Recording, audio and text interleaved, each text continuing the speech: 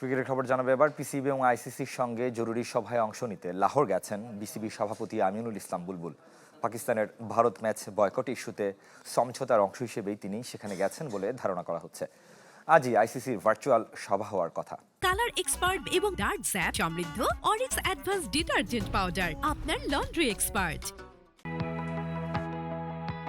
মাত্র কয়েক ঘন্টার জন্য লাহোর গেলেন বিসিবি সভাপতি আমিনুল ইসলাম। আন্তর্জাতিক ক্রিকেট রাজনীতিতে নতুন মোড়। বাংলাদেশ খেলছে না বিশ্বকাপ, ভারত ম্যাচ বয়কট করেছে পাকিস্তান। মুখে না বললেও চরম চাপে আইসিসি।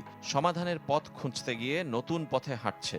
দায়িত্ব পেয়েছিলেন আইসিসির ডেপুটি চেয়ারম্যান ও সিঙ্গাপুর ক্রিকেট অ্যাসোসিয়েশনের প্রশাসক ইমরান খাজা।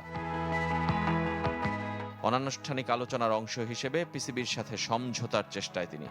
আর যে বাংলাদেশের জন্য ভারত ম্যাচ বয়কট করেছে পাকিস্তান, তাদের ছাড়া সমঝোতার কোনো প্রস্তাবে রাজি নয়।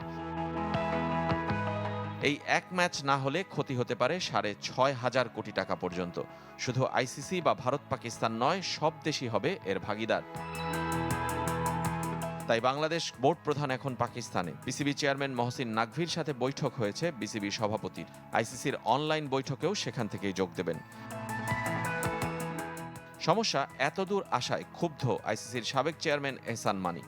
পিসিবি ও আইসিসির সভার কথা জেনে ভালো লাগলো। এটা অবশ্যই পজিটিভ সাইন। ব্যক্তিগতভাবে আমি খেলাধুলায় সব ধরনের রাজনীতির বিপক্ষে। আমার বা ডালমিয়ার সময় রাজনীতির কোনো জায়গা ছিল না। আইসিসির সাথে বিশ্বকাপ ইস্যুতে চুক্তি থাকলেও ফোর্স মাজেউর বা বাহ্যিক প্রভাবের কারণে চুক্তির শর্ত ভঙ্গে বাধ্য হওয়ার কারণ দেখিয়েছে পিসিবি। ভারত ম্যাচ বয়কটের সিদ্ধান্ত দিয়েছে পাকিস্তান সরকার, যদিও কতটা কার্যকরী এই ক্ষেত্রে তা নিয়ে প্রশ্ন তুলছে আইসিসি। ১৫ ফেব্রুয়ারির ম্যাচ ১ ফেব্রুয়ারি ঘোষণা দিয়ে বয়কট করেছে পাকিস্তান।